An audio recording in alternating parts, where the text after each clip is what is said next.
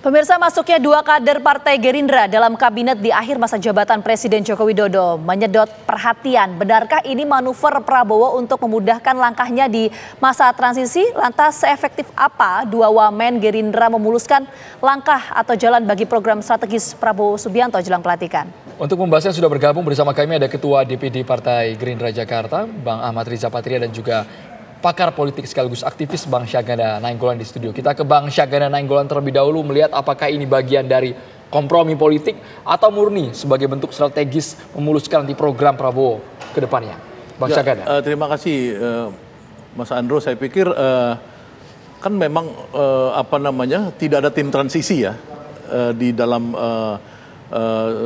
transisi kekuasaan politik ini. Beda tahun 2014 ada tim transisi, sehingga tim transisi itu bisa membangun konsep-konsep dan rencana kerja kan. Kalau sekarang kan tidak, ya kan, sehingga kesempatan tim sinkronisasi yang dibentuk beberapa waktu lalu dengan Profesor Dasko sebagai ketuanya, ini kan anggotanya dua orang ini. Mungkin ini strategi untuk bagaimana bisa menyerap informasi sebanyak mungkin 3 bulan ini ya, untuk bisa ada kelanjutan menurut saya. Dan ini kita harus anggap sebagai positif aja ya. Karena apa? Karena banyak yang saya pikir beban kerja Pak Prabowo yang kalau dia tidak diantisipasi dari sekarang ya, khususnya statement terakhir Pak Prabowo, dia taruhan makan malam dengan menteri di negara tetangga katanya, itu akan membuat pertumbuhan 8%. Nah, pertumbuhan 8% itu kan adalah pertumbuhan fantastis. Di dunia sekarang nggak ada yang pertumbuhan 8%. Ya, itu paling tinggi India 7,2%. Cina aja menuju 3%. Ya, sekarang 5 ke 3%. Indonesia ini diprediksi oleh World Bank rata-rata 5,1% sampai 2026. Jadi mungkin ini strategi Prabowo untuk melihat peta aset dan fiskal kita ya di Kementerian Keuangan, dan melihat di sektor pertanian ini kan ini andalan Pak Prabowo selama ini karena dia bekas ketua umum HKTI ya kan. Jadi dia ingin betul sektor agrikultur ini menjadi sektor andalan untuk pertumbuhan dan untuk penyerapan tenaga kerja. Bang Syahganda, artinya Bang Syahganda kan menekankan soal ini untuk kebutuhan transisi menuju pemerintahan baru. Tapi begini, saya coba menyuarakan yang menjadi diskursus publik saat ini ya, Bang Syahganda ya. Ada yang kemudian mempertanyakan dan menyebut ini sebuah kompromi politik antara Pak Jokowi dan juga Pak Prabowo. Kenapa itu bisa muncul? Karena misalnya kita lihat Wakil Menteri yang baru, Pak Sudaryono, ini kan sebelumnya adalah Ketua DPD Gerindra Jawa Tengah dan sampai sekarang juga masih, dan diisukan akan maju di pemilihan gubernur Jawa Tengah, tapi kemudian dilantik menjadi wakil menteri. Ini dianggap sebagai kompromi politik. Sebenarnya sepakat nggak soal itu? Antara Pak Prabowo dengan Pak Jokowi kan tidak ada permasalahan politik, sehingga kan tidak ada istilah kompromi politik kan. Ini kan soal keberlanjutan yang dijanjikan mereka. Jadi saya pikir bahwa kenapa dua orang ini, itu dulu yang penting. Kenapa dua sosok ini, kenapa nggak sosok lain atau dari partai lain, kan itu. Nah, saya melihat di sini bahwa yang dalam menempatkan orang itu kan ada dua. Satu, kepercayaan seorang pemimpin itu ideologis. Jadi Pak Prabowo percaya dua orang ini yang mewakili ideologi dia.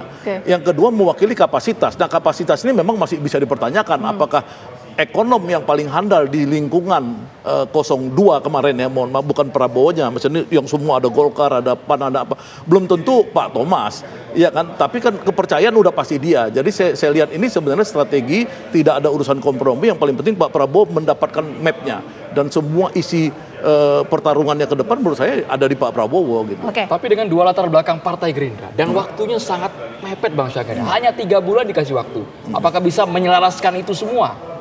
Ya minimal dan juga minimal daripada tidak ya, jadi daripada tidak. Jadi artinya kan misalkan relokasi anggaran ya, itu untuk anggaran yang mercusuar ya, tapi bagus buat saya social policy Pak Prabowo ini kan harusnya 100-an triliun untuk makan siang atau makan bergizi gratis ya, itu kan program mulia.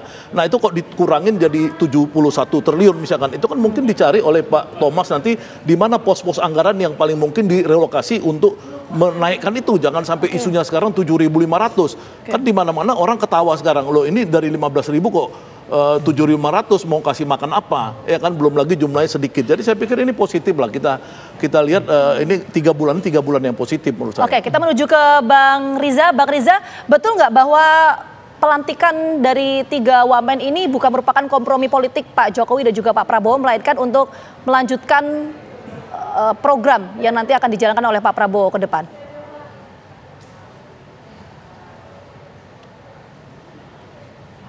Di-unmute dulu Bang Riza, supaya kita bisa mendengar suaranya. Yang pertama, sebagaimana kita ketahui bersama, Pak Jokowi punya keinginan agar kepemimpinan ke depan, siapapun itu, alhamdulillah Bapak Prabowo dan Mas Gibran yang terpilih, bisa melanjutkan program-program yang baik yang sudah dilaksanakan oleh Pak Jokowi 10 tahun sebelumnya. Yang kedua, begitu juga Pak Prabowo. Sekarang Pak Prabowo punya terobosan, punya gagasan, ide. Namun Pak Prabowo juga berkomitmen akan melanjutkan, meneruskan semua program-program pembangunan yang sudah dilaksanakan oleh Pak Jokowi 10 tahun terakhir. Oke. Yang ketiga tentu untuk melaksanakan itu, kedua tokoh bangsa ini terus berkoordinasi. Masuknya dua nama ini menurut saya bagian dari komitmen Pak Jokowi terhadap Pak Prabowo dan bagian dari komitmen dari Pak Prabowo terhadap Pak Jokowi. Dan tentu keduanya bukan untuk kepentingan kedua tokoh ini, tapi semua untuk kepentingan bangsa dan negara. Terlebih dua sektor ini merupakan sektor yang sangat penting. Pertama, masalah keuangan. Keuangan masalah yang sangat sensitif. Biasanya di pemerintahan di masa transisi mudah sekali ya terjadi goncangan ekonomi, apalagi keuangan, perbankan dan sebagainya. Itulah sebabnya kenapa sekalipun tinggal tersisa 3 bulan ini dimasukkanlah nama Mas Tommy di situ. Begitu juga di bidang pertanian dimasukkan nama Mas Sudaryono di situ. Yang kebetulan dua-duanya bukan sekedar orang yang dipercaya dekat dengan presiden terpilih, tapi duanya adalah anak muda yang memiliki integritas yang baik, yang jujur, yang amanah, dapat dipercaya, bertanggung jawab, dan selama ini dikenal baik. Tidak hanya oleh Bapak Prabowo, tapi oleh kami semua, kita semua. Kedua, yang bersangkutan juga adalah orang yang memiliki pendidikan yang baik. Yang satu sekolah di Amerika, yang satu sekolah di Jepang, kemudian di Jerman, dan seterusnya dengan pengalaman yang cukup. Yang ketiga, memang keduanya adalah tokoh Partai Gerindra yang sejak awal berdiri. Dan memang tidak bisa dibilang tidak ada unsur politik, ada karena kebetulan orang politik. Tapi semua bukan karena Gerindra, bukan karena politik, semua untuk kepentingan bangsa dan negara. Jadi sekali lagi, ini bentuk komitmen yang baik dari Bapak Prabowo dan Pak Jokowi untuk memastikan proses transisi ini berjalan baik. Bang Riza, kami yakini secara kompetensi tidak diragukan dari dua sosok dari Gerindra ini. Tapi ada juga yang memandang apakah ini murni bagi-bagi kekuasaan semata di akhir masa jabatan Presiden Joko Widodo? Ya enggak ada, ini bukan bagi-bagi kekuasaan ya. Udah 3 bulan kok bagi-bagi kekuasaan, enggak ada. Ini kan masa transisi ya. Sebetulnya kalau mau jujur, setelah terpilih diketok ke KPU, kira-kira kalau Pak Prabowo minta dikasih nggak Bapak Jokowi minta apapun? Dikasih. Tapi kan Pak Prabowo tidak minta ya. Begitu juga Pak Jokowi. Semua ini kan saling menghormati antara kedua tokoh ini. Nah kemudian kenapa baru 3 bulan terakhir ini dirasa penting, dirasa perlu ya kan? Ini masa transisi sambil belajar di sini satu sama lain saling menyesuaikan. Mudah-mudahan ini bisa menjadi bagian yang penting dalam rangka apa? Percepatan pembangunan, terutama di sektor keuangan. Kan perlu ada anggaran yang harus disiapkan untuk pemerintahan ke depan. Sehingga hadirnya Mas Tommy bisa saling memahami, mengerti ini loh. Ke karakter presiden terpilih, caranya begini. Supaya teman-teman di Kementerian Keuangan memahami, mengerti. Begitu sebaliknya. Tentu Pak Prabowo, Mas Tommy akan menyampaikan, gini Pak, kebiasaan di kementerian seperti ini, caranya seperti ini, kalau ada kekurangan bagaimana mengatasinya, ada masalah bagaimana mengatasinya, kemudian melakukan percepatan, itu kan satu yang bagus. Begitu juga di pertanian, apalagi Bapak Prabowo punya komitmen yang kuat, agar bangsa ini menjadi bangsa yang berdaulat atas pangan. Bahkan kita ingin menjadi suasana pangan dan bisa mengekspor ke depan, tidak hanya menjadi lumbung dunia pangan, tapi juga Indonesia akan menjadi negara yang berdaulat atas pangan.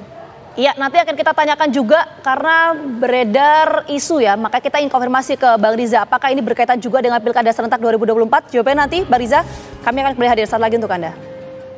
Bang Syahganda, ada pula yang mengaitkan Presiden terpilih Prabowo Subianto juga ingin memastikan ketika nanti 16 Agustus pembacaan pidato RAPBN anggarannya sudah ada untuk program-program strategis milik Prabowo. Makan dengan biaya 7.500, kemudian program lainnya, honor untuk upah guru honorer di Indonesia. Anda melihatnya bagaimana, Bang Syahganda?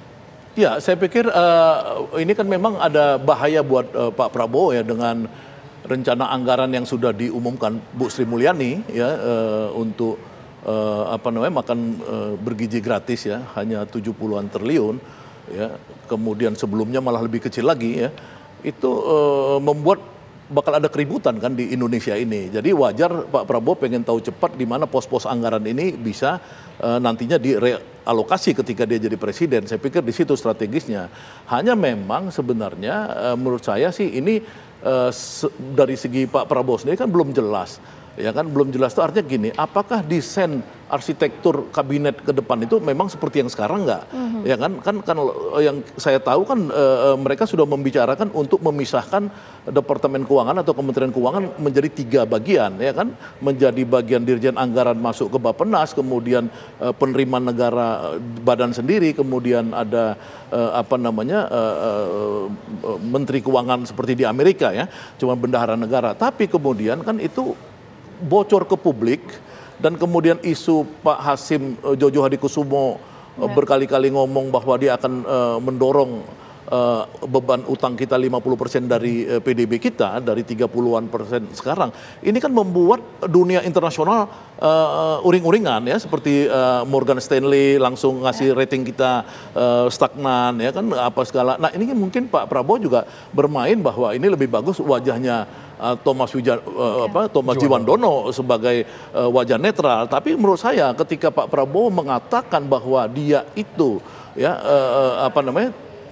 percaya bahwa pertumbuhan kita bisa 8%, pasti ini Menteri Keuangannya bukan seperti Pak Thomas, ini Menteri Keuangannya pasti orang yang sangat handal dan ini berbeda 100% dengan Sri Mulyani yang neoliberal. Nah, ini kita nggak tahu apakah strategi ini masih dibungkus. Kan kita nggak tahu Pak Prabowo masih membungkus banyak hal nggak, ya kan, ini yang ke publik, yang nggak ke publiknya mana gitu. Ini mungkin perlu kita teliti. Ya, kita menuju ke Bang Riza. Bang Riza, tadi ada hal yang menggantung.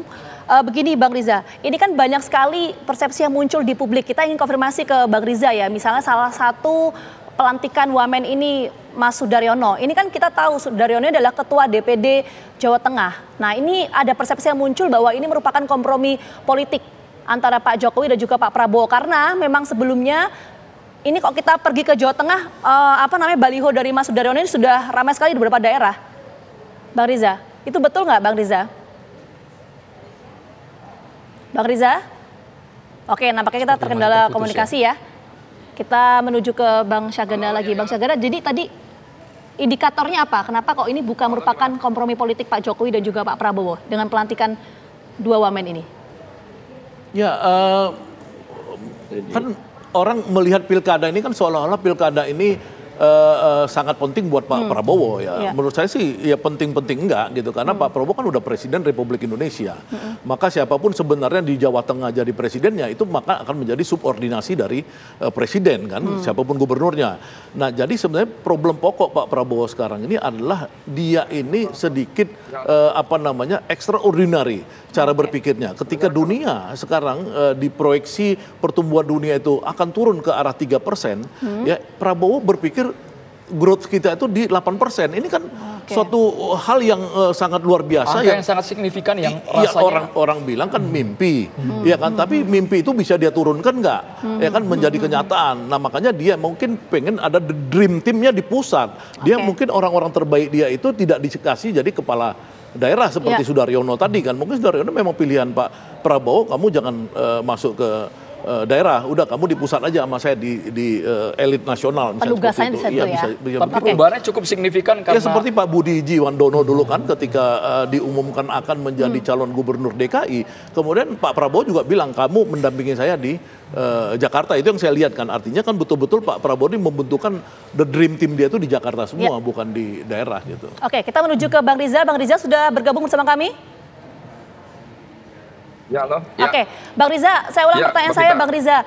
Ini banyak sekali persepsi yang muncul di publik, banyak yang mempertanyakan apakah ini merupakan kompromi politik dari Pak Jokowi dan juga Pak Prabowo, karena kita tahu Bang Riza, nama Pak Sudaryono ini balihonya sebagai Gubernur Jawa Tengah dalam pilkada nanti ini tersebar di beberapa daerah di Jawa Tengah. Sudah bertaburan. Iya, dan Pak Sudaryono sempat menyampaikan bahwa saya mendapatkan penugasan dari Pak Prabowo untuk maju di Pilgub Jawa Tengah. Jadi persepsi yang muncul ini ada kompromi politik. Itu betul nggak, Bang Riza? Ya, tidak ada kompromi politik terhadap Mas Sudaryono dari calon gubernur kemudian dialihkan jadi calon wamen, tidak ada. Yang pertama ya seperti sering saya sampaikan, setiap partai tentu ingin menghadirkan atau menampilkan kader-kader terbaiknya tampil di setiap pilkada ya. Tidak kecuali Mas Sudarsono yang kebetulan ketua DPD Jateng yang alhamdulillah di Jawa Tengah di Pilpres Pak Prabowo Mas Gibran menang. Nah, atas dasar itu Pak Prabowo ingin mengapresiasi kepada Mas Sudaryono dan kader-kader lainnya di seluruh Indonesia. Silakan ya, kalau memang nanti mendapat respon positif dari akar rumput silahkan maju. Itu tidak hanya pada Sudarmono, itu sampaikan Pak Prabowo bagi semua.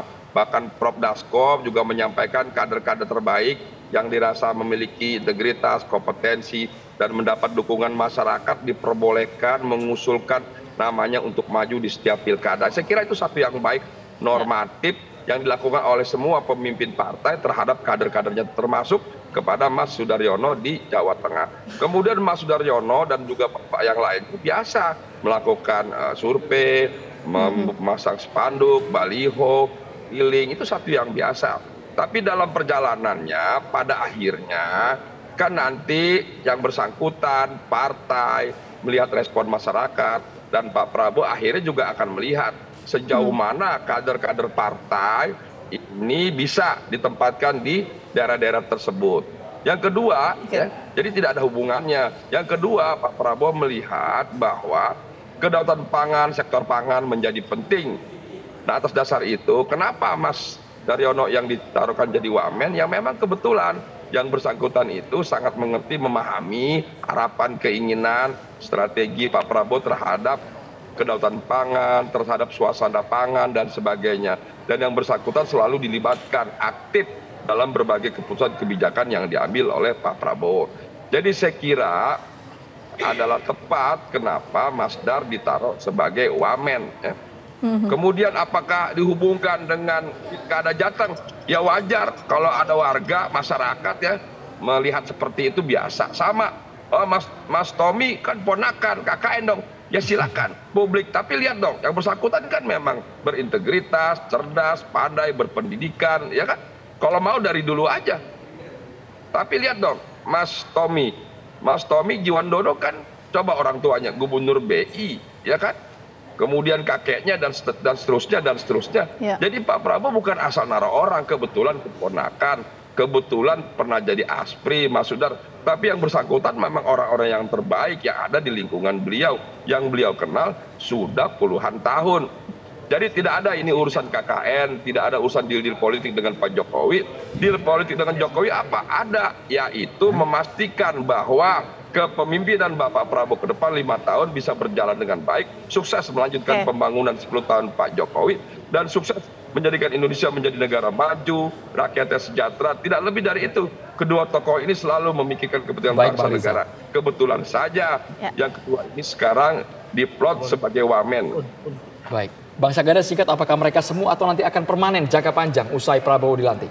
Kalau saya nggak percaya ya Pak Thomas itu jadi Menteri Keuangan nantinya, ya saya pikir ini sinkronisasi aja ya. Saya lebih percaya bahwa Pak Prabowo nanti akan memilih orang-orang yang pasti dia anti neoliberal. Jadi punya mazhab yang sama dengan Pak Prabowo. Ini menurut saya sih cuma penugasan untuk transisi mengambil data-data, mencari relokasi apa segala. Kan kalau kita lihat kan di publik selama ini kan Pak Thomas kan belum muncul sebagai ekonom, pemikir ekonomi dan lain-lain. Ya kan sementara kan Pak Prabowo ini harus ditopang kalau dia benar mau minta 8% pertumbuhan ekonomi, maka dia harus extraordinary. Ya kan itu pasti dia cari ekonom-ekonom atau tokoh-tokoh atau pemikir-pemikir ekonomi ya yang bisa bekerja extraordinary supaya dia bisa seperti India. Tapi itu realistis atau halusinasi, Bang? Ya kalau di tahun ketiga, tahun keempat dia bisa aja growth-nya pelan-pelan ya dari 5 ke 6 terus naik.